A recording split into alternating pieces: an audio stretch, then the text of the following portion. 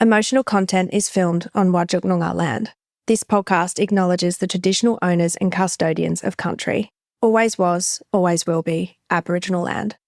This episode contains discussions of suicide and other challenging life experiences that may be distressing to some listeners. Please take care when listening. For immediate support, contact Lifeline on 13 11 14. Additional resources are available on our website at emotionalcontent.com.au.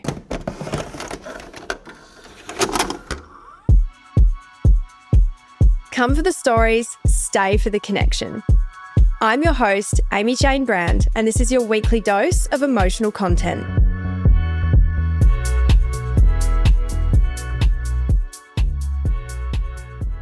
Hey everyone, and welcome back to this week's episode of Emotional Content. I hope you are all having a fabulous week. I have just moved into our new house, so I'm really excited. It feels really good to be in the new space. It just feels a lot more inspiring. Yeah, I'm just super happy to be in here now and ready to share a lot more of my personal life with you on my socials. This room that I'm recording in right now sounds more echoey than it was before. So I've got a lot of work to do in this room. So we have a temporary setup in here for now, which I will probably run through with you on my socials too. But that is not what today's episode is about. As some of you listening may already know, there has been some really promising developments when it comes to anonymous cyberbullying in our online community. And today I've decided to unpack all of it, including some of my personal experiences with it as well. You may be thinking to yourself, it comes with the job, right? Or this type of behaviour only affects online creators. But that couldn't be further from the truth. This is something that anybody can be affected by, and not just adults, but children as well. And unfortunately, the reality is there's a lot of kids that are taking their own lives because of this behaviour. But this isn't new. It's been going on for a long time now, and it is only getting worse. Bullying no longer finishes when the school bell rings or when you clock off at work. It continues online, in the safe space of your own home, and with the protection of people being anonymous. If you've been listening to my podcast for a while now, you will be aware of the 2-year break I took from social media. It was a hiatus that I didn't see coming, but it was necessary after all of the trolling that I received online once I decided to end things in a previous relationship. Essentially, I stopped wanting to post my personal life online completely, and that was because of the very intense and very real trolling that I was receiving. And unfortunately, even though I knew who was leading this onslaught of abuse, there was not much that I could do about it at the time. And I went to authorities. That's why seeing the possibility of real change being made with this problem, I would call this an epidemic, is one of the most exciting things to come out of 2025. And that is exactly why we are doing this episode, and I will be unpacking all of it today. So if you want to hear some untold stories and all the details on what is currently happening, then you've come to the right place. So without further ado, let's get straight into the episode.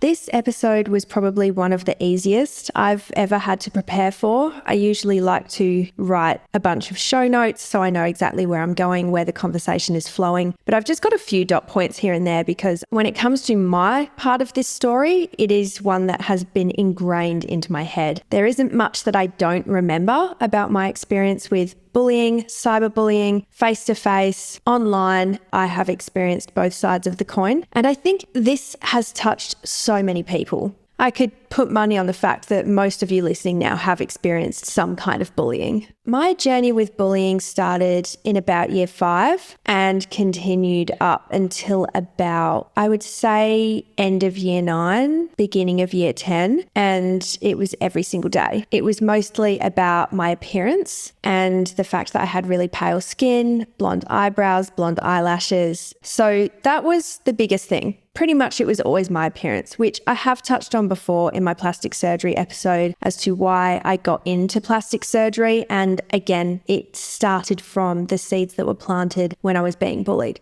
Majority of the bullying came from boys, which is really fucked up. And I'll never forget how often I was told by other people's parents, teachers, I was always told, oh, they just like you. That's why they're doing it, which is such a fucked up thing to say to young girls that are getting bullied, especially ones that are being bullied by the opposite sex. It is such a fucked up narrative to create in a kid's mind. It's basically setting the standard that men can treat you like shit and that means they like you. So I was being fed that from a young age. Looking back at it, mate, if I ever hear or witness a parent or an adult saying that to a child in my presence, I will be saying something immediately. It is so bad and it just paints such a bad picture for young women. And the thing that frustrates me the most about bullying in schools is the lack of help that you get from the schools if it's happening to yourself, to your child, to someone you love. More often than not, schools won't do shit about it, especially if you're going to a public school like I did. I chose to go to a public school. I really should have taken the offer of going to a private school and getting the fuck away from these little shits that were bullying me in primary school. But I just wanted to do what everyone else was doing and went to the same high school. Would have been better if I had a fresh start. However,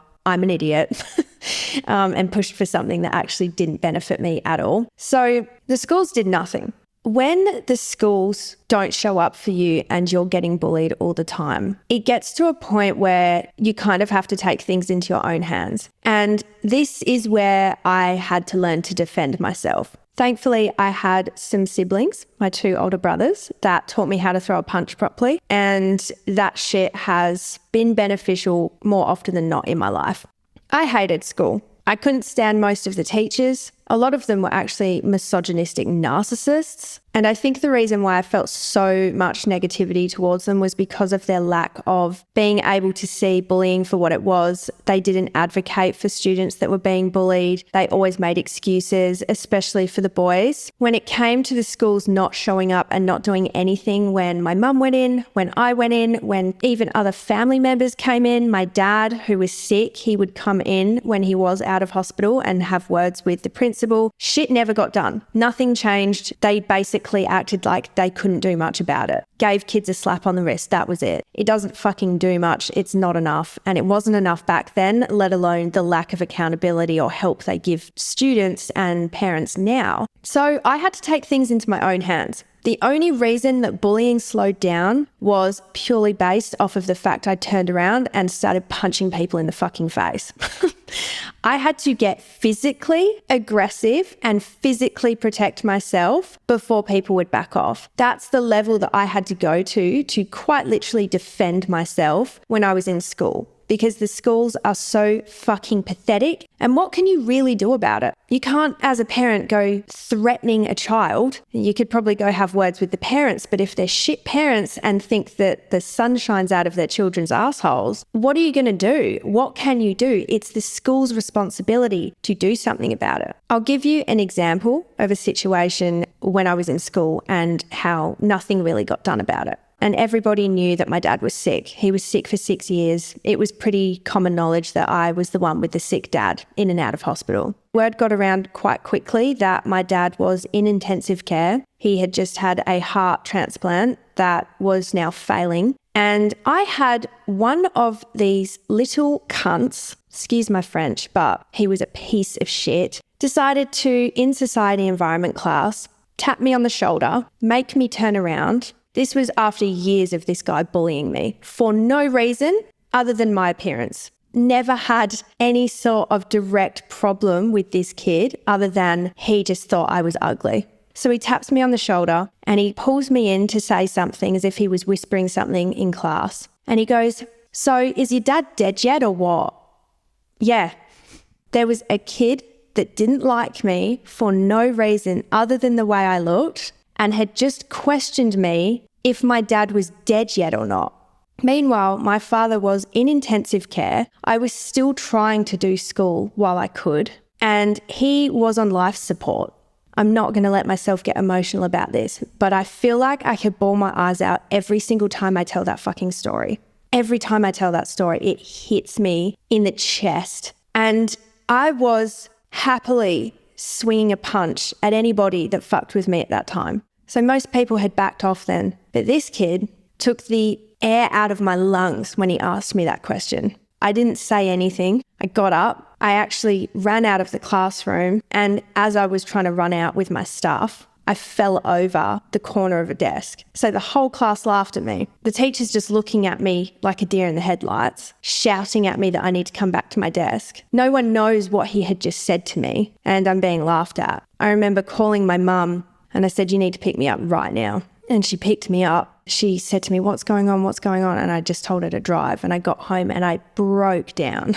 And it still hurts. Every fucking time I saw that kid, I felt so sick. I couldn't be around him. I literally could not be around him. My mum went back to the school and she went absolutely bananas. You know what that kid got after doing that to me? He got a day suspension, slap on the wrist. He swore blind to the principal that he was asking how my dad was, how he was going, not if he was dead yet. So basically, completely gaslit me. I never got an apology. I got nothing. That school did nothing. And that was the type of treatment that was being allowed.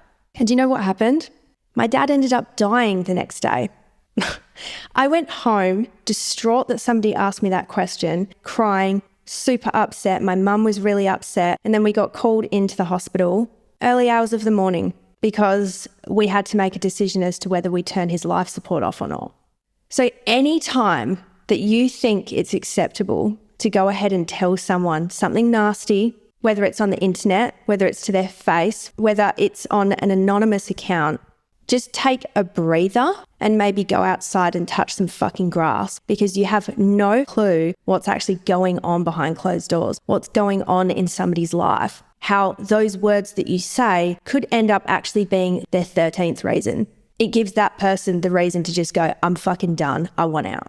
To have somebody bully me about my dad being sick in the same 24 hours that he dies in front of me is not something that I wish upon anybody. And I think this is what people forget about when they say things online on anonymous profiles. Because yes, that was said to me in person, but the internet wasn't a big thing then. It was just coming in. We had like MySpace and we had MSN, but this kid would have happily destroyed me on anonymous accounts online. I would have copped it. I know I would have copped it. I know I would have been a target. And that is the type of shit that's happening right now in schools. It's happening in people's workplaces, right? It doesn't have to just be people that are online like myself. It goes deeper than it just being creators online. It can affect anybody. Think of women in domestically violent relationships when they decide to leave these fucking nasty men, getting on fake accounts, stalking them, following their every move, all of the nasty things that they can say under these aliases, under these anonymous masks. Think how much deeper this goes than just being about online creators. Yes, this is amazing progress for our community, 100%, and I'm stoked about it. But for me, it goes deeper than that. It goes deeper than the job that I'm doing and other influencers and creators are doing that I know. It goes deeper than that. This is about change for our future generations. This is important. And when you think that it might not ever affect you, it damn well can. I had some really nasty experiences when it came to bullying in school, from boys being picked up by their older siblings and throwing rubbish at me when I'm walking home on my own. Literally, I had rubbish thrown at me when I walked home a couple of times by myself. There's nothing more humiliating than that. Kids can be so fucking ruthless, and that was in-person bullying. The only other times when I was younger that things were, I guess, in a sense, anonymous was like private prank phone calls. There was a group of girls that I used to be friends with, and then we had a falling out. They thought it would be funny to call me up and pretend to be my dead dad.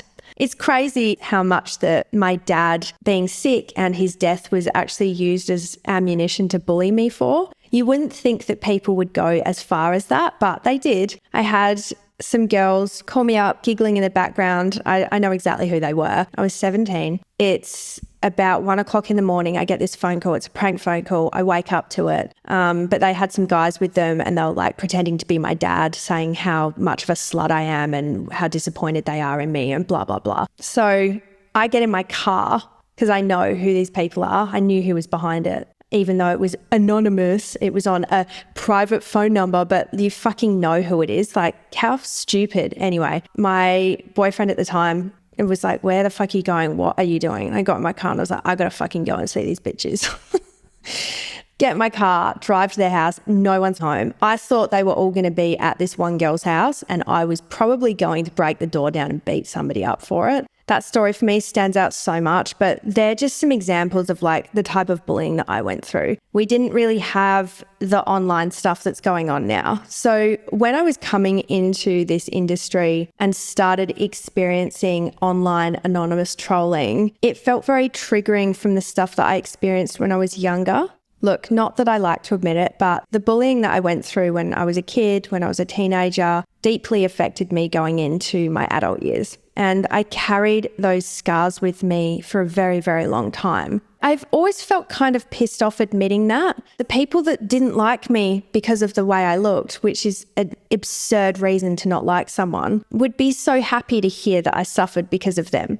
They genuinely would never have wanted to see me do well. They would be so happy knowing that I suffered at the hand of their words. So it's not something that I even feel great about saying now because of that. It still gets under my skin that they would take some level of joy out of knowing that they made me suffer in one way or another. One thing that I will say though is everyone that gave me a hard time in school have turned out to be complete dropkick adults. Those people literally peaked in high school and then led to live sad, boring, probably fairly miserable lives. So I guess why I'm saying that is because if you're going through the thick of it right now through school and just suffering with this kind of bullying, just remember that there's an entire life past school and past your learning years, and these people are peaking now, and that's it. They're not going to be going any further than that. Like, they're mean people. They're deeply miserable inside themselves and they're projecting all of that shit onto somebody else. Unless they do some serious work on themselves and take accountability for their actions, which majority of them don't, they're going to amount to nothing. And you're going to be thriving once you leave school. Once you get out of the reach of these people, you'll find incredible friends and you'll just be aligned with the right people in your life. But these guys are just going to turn out to be drop kicks. So I want everyone that's in the thick of it right now to remember that. It's really important. I have never personally met a high school bully that's then gone out into the world and done really well for themselves. And if they have, for some odd reason, they are still deeply miserable inside and they're just an adult that's now bullying people and projecting instead. So just keep that in mind next time you have somebody giving you a hard time. If you're younger listening to this, if you have someone younger in your life that you're worried about, please tell them that information, because I feel like if somebody said that to me when I was younger, it would have been really comforting to know that, because you get so stuck in feeling like that is the world, this is life, school is life, and you're stuck in that moment and you often forget that there's an entire life after school. Even if you're going through any sort of cyberbullying, whoever you are, whatever age you are, just remember that karma is a bitch, she's a bitch, and it is always going to catch up with them. So aside from school, let's go into my career on social media and the online trolling that I have experienced myself. Most of you know now that my career started from Zoo Weekly, FHM, glamour modelling, the thirst trap days. Like, I was always in a bikini posting fairly, I guess you would call, thirst trappy, risque content. So as you can imagine, with that comes a lot of trolling from men, which was majority on public accounts, but there were some on anonymous accounts that would say some really filthy, nasty, degrading things. I would often get DMs from men that wanted to sexually assault me. They would be very descriptive in the things that they wanted to do, which was terrifying, especially when it came to how much I was sharing my life and my whereabouts at the time as well. I didn't really experience much hate from women or like spitefulness from women when I was posting that type of content. It was mostly just really graphic, really aggressive, violent stuff from men, or really, really seedy, creepy shit. Honestly, I'm so happy that I don't receive any more DMs, messages, comments like that since stopping posting that type of content. But I know that stuff happens even worse to this day.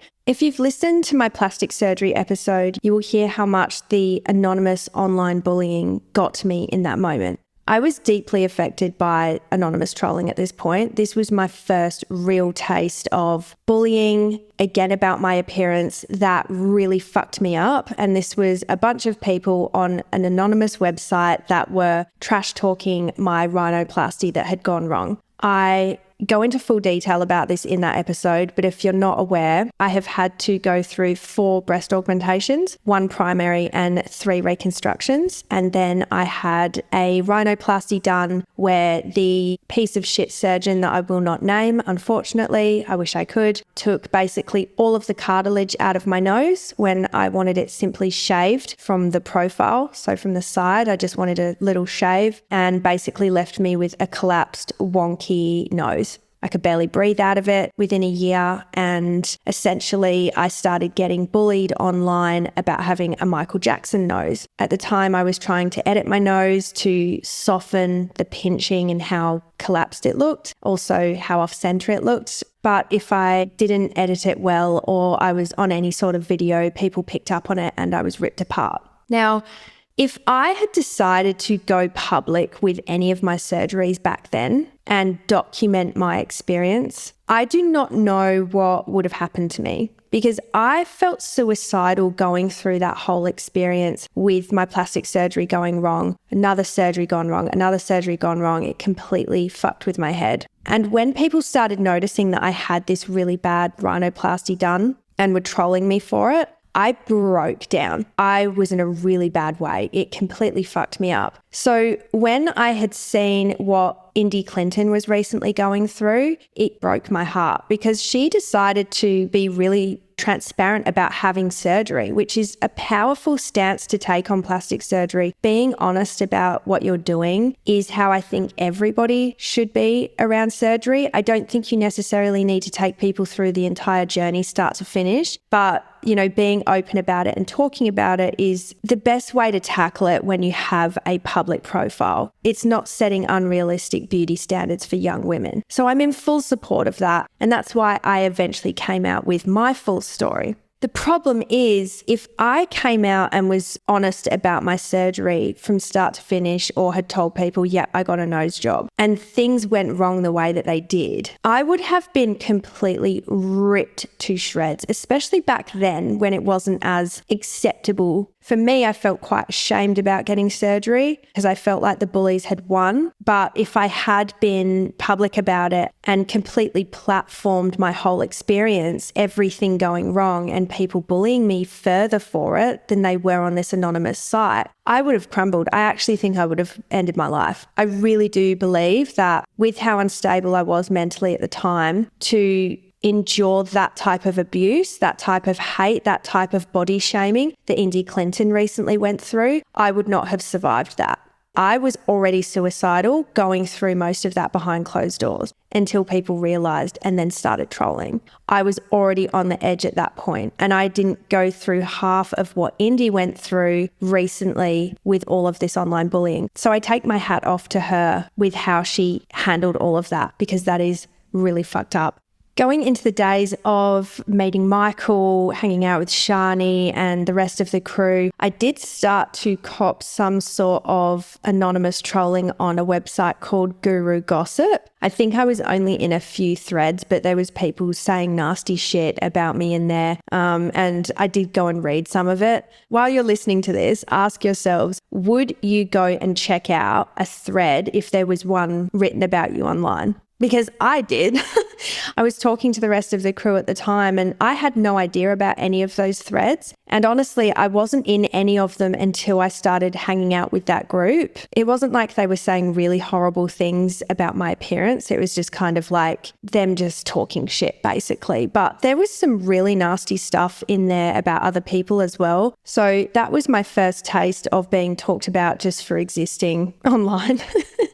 However, and there's a big however here, I think most of you listening now know about what I went through with my ex and his girlfriend that came after me, about the harassment and trolling that I got from Chainsmokers fans when I had left that whole life of mine behind. It was something that made me duck off the internet for a solid 2 years. By the time that stuff was over, I was bouncing off the internet. I was done. Like, I was so exhausted. I did a 2-part episode on all of this. So if you haven't heard it, I will leave it in the description of this episode. But to give you a rundown, the worst of that whole situation was definitely my nudes being leaked. This girl was using another anonymous page to post a bunch of nudes that she found of me. I'm pretty sure some of them were off of my ex's phone as well, which is actually fucking illegal. But anyway, there was fake conversations generated, making it look like I was DMing a bunch of people and her directly, having these weird conversations. There was a Reddit thread that she created about me with a whole bunch of, again, anonymous accounts commenting on it and joining in. She also, under a fake name and fake email address, decided to purchase all of my online products for my presets that I used to sell, repackaged them and resold them as her own on her own website. Not so anonymously though, she put her actual home address, like her mum's address where she lived, when she purchased them. So that was stupid. She definitely wasn't the sharpest tool in the shed with all of that. There was also anonymous text messages being sent to my partner's phone, Frank, for months. I didn't even know you could do that. I don't know if it's just an American thing, but you can go on websites and send anonymous text messages to people's phones over and over and over again. Unfortunately, she found my partner's number on Facebook and bombed him nonstop with abuse about me, which was really not fun to deal with. There was a lot of anonymous accounts bullying me nonstop. Every time I did a Q&A, I would get onslaughts of abuse. I would get threats. I started getting really uncomfortable and anxious about posting online. It deeply affected me. And essentially, after going through all of that the way that I did, it made me tap out of a job that I had worked so hard for so many years. I gave up on wanting to share my life on social media. I gave up on something I had built for a very long time. I was really doing well for myself. I made a living off of doing that. And because of that online bullying, because of the abuse from all of these anonymous accounts, I ended up dropping all of it. It was essential for me to get myself centered and heal, to pull myself away from social media, but part of me does regret walking away from that due to the bullying that I was getting at the time. But that's what it does to people. It made me not want to show up in the workplace. This is my workplace. Being online is essentially my job. Granted, I work a lot more on the podcast now and it is a different platform, but it all stems from my social media and you guys knowing me over the years through that. So I was being defamed online almost daily. She was tarnishing my character. It made me not want to talk online anymore. So it really started affecting my confidence with that. It's all I could think about. There was no real freedom of speech for me online anymore because I knew that no matter what move I made, it was going to be turned into something bad, or it didn't matter what I did. Basically, I was going to have some type of reaction to it. There was no peace for me. It was a place I didn't want to be. And that was because of the effects of bullying. And let me tell you, I went to authorities about this. I did all that I could. And I think why my situation is a little bit different is because I was experiencing this from someone overseas, and majority of the Chainsmokers fans were also not in Australia. So it wasn't on Australian soil that this was happening. And when I went to police, there was nothing that they could really do. Even when my nudes were being posted on Instagram and I was constantly getting everyone to report them, they were letting topless photos of me sit on that platform. I had to jump through so many hoops, show them my passport, put in formal complaints to get something that should have been taken down already. This was before Free the Nipple. Like, you quite literally weren't allowed to post female nipples on Instagram at this point, and it still wasn't being flagged. It was just sitting up there. Multiple photos of me, tits out. That was it.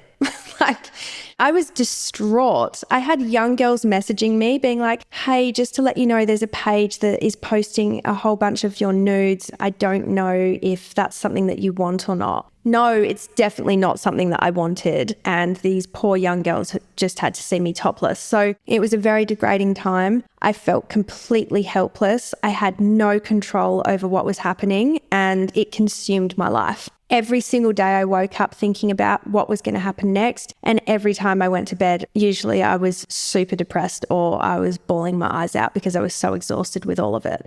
So you could say I have had my fair share of online bullying. I have copped it from all ends of the spectrum.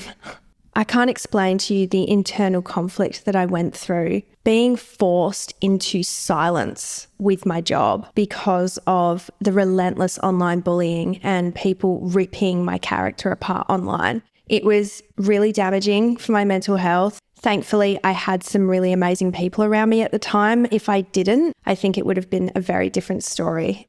So let's go into a quick breakdown of what's been going on the last couple of weeks regarding cyberbullying here in Australia and also over in the UK. If you don't know what Tattle Life is, it is a forum that basically has a whole bunch of threads. It's kind of like Reddit, but for people to all anonymously talk trash about online creators. It was originally a space made for people to air out their opinions of anyone that makes money from posting online. That was kind of their whole baseline motto, whatever you want to call it. That's what they said the purpose of that website was for, that people need to be held responsible for things who are posting online, who are creators, who are influencers worldwide. So this wasn't just Australia. It was literally any influencers around the world. It was a worldwide website. It got a lot of traffic and it made a shit ton of money from ads. So the person that created this was not only just creating a really toxic environment for the internet, a really, really nasty place to be, they were also making bank off of it. And I don't think people realized how much money this guy was making. Yes, it was a man who was behind this, believe it or not, which is just bizarre to me as well, that a guy would be so bitchy like this. But anyway, once this all came to light, I actually went to go and see if there was a thread about myself on there, and I couldn't find one, which was fucking amazing. Maybe someone will go and make one now, who knows? But yeah, there's not one thing about me on there. So I don't know whether that just makes me irrelevant, or either way, whether I was on there or not makes no difference to me. It's still a fucking disgusting website, and people on there are some very sad individuals that need to look at themselves closely and start taking accountability for themselves within their own life and focusing on their own growth. I did see some threads about my friends in there, and it was absolute trash. It was disgusting. The stuff that people say in there and get away with it is defamatory, it's abuse, it's really bad. I was once quite an angry person, and I still would never have gone on one of these sites and talked shit about people. Even if I was really pissed off at somebody, I would never go and make a fake account and start talking trash about them in these threads. The other thing is I found it really difficult to navigate the website, but I think you need to make an account in order to do that properly. I don't know. It's just not the easiest, most user-friendly site to be using. And I think Guru Gossip was like that as well. I'm pretty sure it's still around, but yeah, both of the websites kind of feel like they've been made on a potato or by a potato. They're not very user-friendly or modern. They're very basic, just like the people that are on there posting.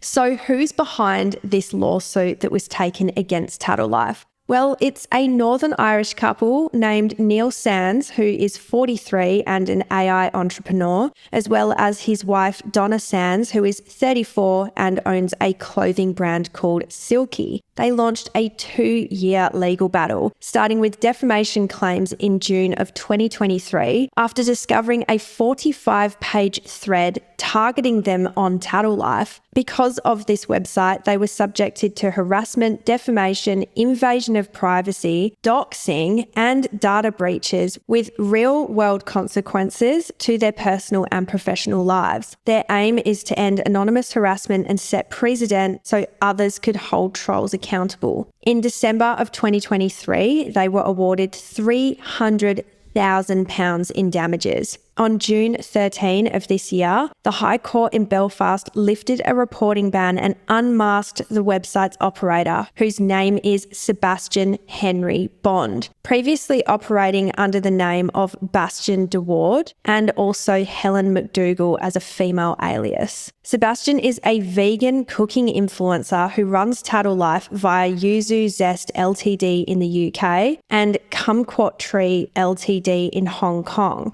The thing that baffles me is this Sebastian guy was actually an influencer himself. He was a cooking online creator, but then made a website to hold online creators and influencers accountable for whatever they're posting. So he basically started hating on his own industry, which to me is absolutely bizarre, as well as running Tattle Life through two different companies, one in the UK and one in Hong Kong. And I think that must have been done for financial gain in some way. Adding to this case, the court has now issued worldwide freezing orders on up to £1.8 million in assets and will be holding a hearing on June 26 of this year to enforce the judgment, trace more assets and compel disclosure. I just started following Neil and Donna on Instagram so I can keep up to date with what they're doing and the progression of this case. Amazingly, this morning I saw that they had posted the incredible news that Google has now stopped advertising on their website. The amount of money that this man made out of angry people talking shit and trying to drag others down online is insane. He was making fucking millions and just sat there making the most negative platform possible on the internet and made bank out of it. All those little shitty ads that were coming up on this crappy looking website that was so difficult to navigate. And he was making millions from it. Every single person that went on there making this hate content has put money in this guy's pocket.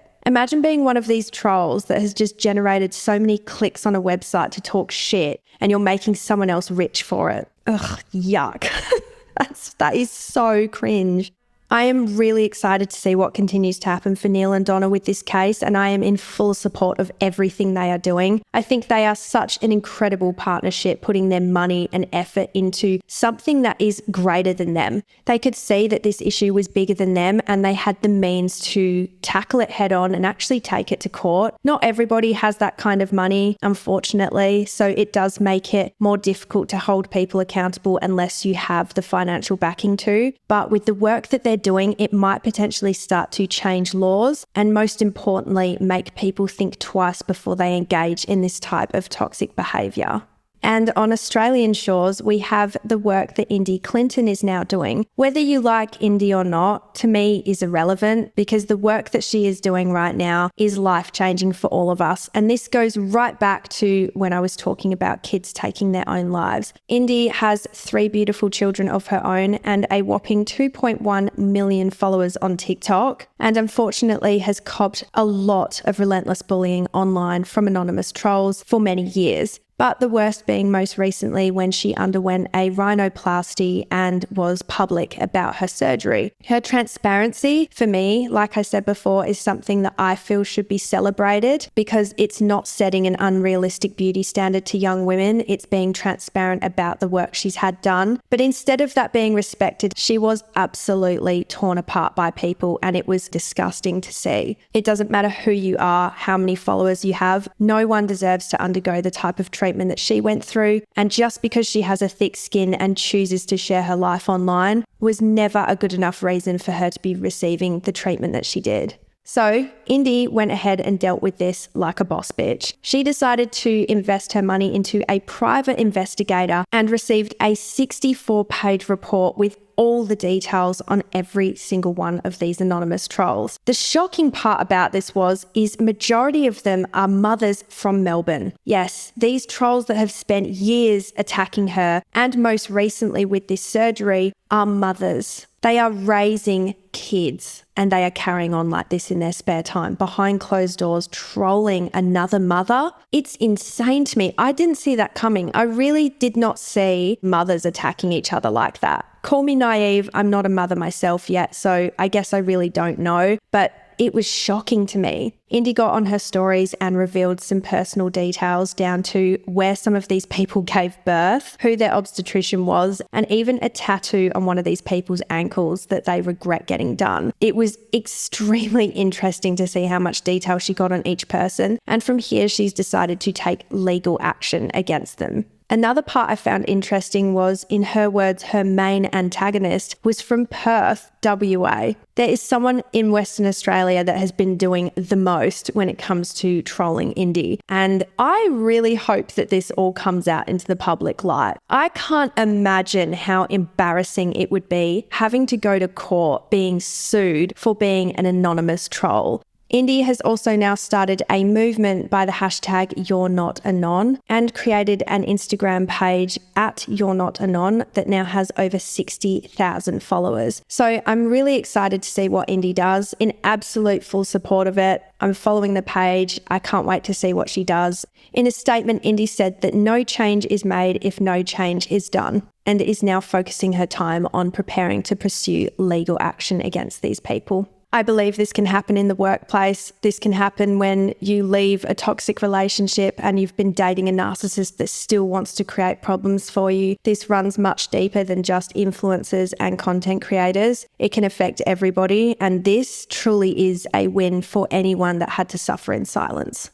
And as a side note, if you are someone that has been affected by the Tattle Life threads, Donna and Neil Sands have suggested that you go through your thread and take a whole bunch of screenshots of all of the content that was posted and the accounts that did it, so that it can be used in any future legal cases if you wanted to pursue it as well, because it looks like that website will get taken down for good. One thing I wanted to talk about was the "you signed up for this" narrative. There's a lot of people that are still under the impression that just because you choose to share your life online, or you choose this industry, this line of work, that you essentially deserve what you get. But unless somebody has gone out of their way to post something spiteful, or they've done something that needs to be pulled up on because they have a public platform, I don't believe people that post online regularly should be subjected to this type of behavior. If you're so passionate about hating on somebody and you believe that that is the truth, in your heart and soul, you're so fired up, you're so angry, this is your truth, then why can't you say it on your main account? Why can't you balls the fuck up and post the shit that you're saying with your name attached to it? Why don't we attach your whole family to what you're saying? If you are so sure that what you're saying is gospel, this is the truth, everybody else's opinion doesn't matter, you're mad, you're pissed, and you think they need to be held accountable by ridiculing them, by doxing them, by harassing them, by abusing them. If you think you're in your right to do that, then get the balls and post it from your main account.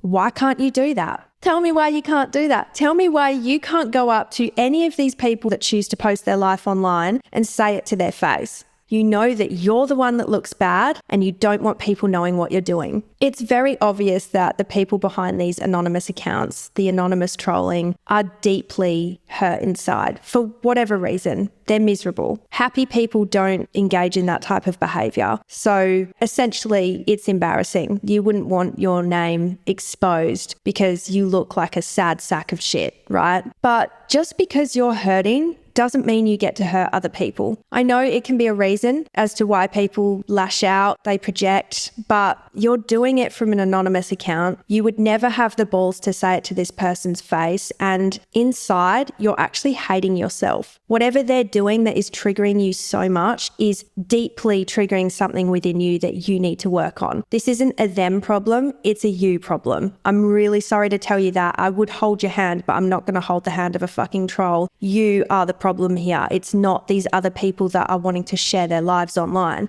And don't get me wrong, I am all for holding online creators with platforms accountable if they do something wrong. If you think that what they have said is affecting a community, if you think that what they have said is dangerous, by all means, hold them accountable. But the difference is, if they had done something that genuinely warranted you saying anything about it, you would do it with your account, with your face to it, not from an anonymous one. And that's the fucking tea. It's not freedom of speech if it's character assassination, doxing, or abuse.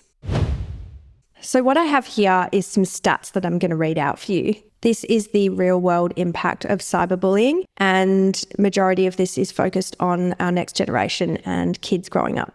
Here in Australia, suicide is a leading cause of youth deaths. In 2023, 12.6 deaths per 100,000 occurred among 18 to 24-year-olds, and 6.9 per 100,000 amongst the ages of 15 to 17. Globally, research shows that children who are bullied are 2 to 9 times more likely to consider or attempt suicide. Studies in Britain suggest that at least half of young suicides are connected to bullying.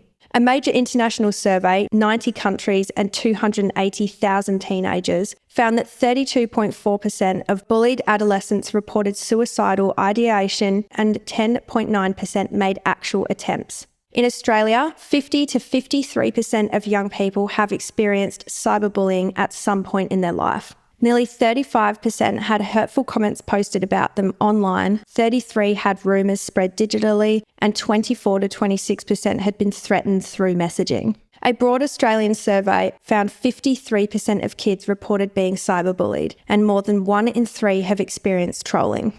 The Australian Institute of Health and Welfare notes that bullying prevalence is similar in boys and girls, but it persists for longer among girls, contributing to higher rates of anxiety and depression. Globally, 10 to 14-year-old girls are most likely to die by suicide related to bullying. Cyberbullying victims are more likely to be girls, especially on platforms centered around image and social comparisons like Instagram and TikTok. And girls show the highest hospitalisation rates for self-harm at 499 per 100,000 for the ages of 15 to 19. This is a real-world issue and it can affect anybody. Is to please not stop what you are doing. If you need to take a break from social media for your mental health, by all means do that. But I urge you to not let these bullies win. Take it from me, I learnt my mistake with that one.